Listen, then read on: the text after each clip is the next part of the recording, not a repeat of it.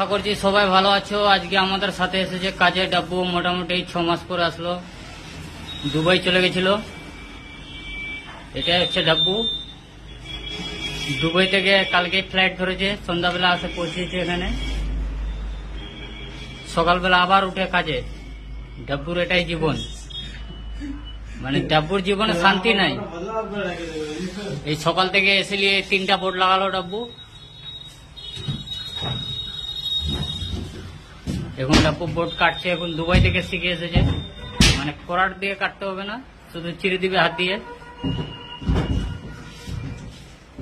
কিছু বলবি ডাব্বু তুই?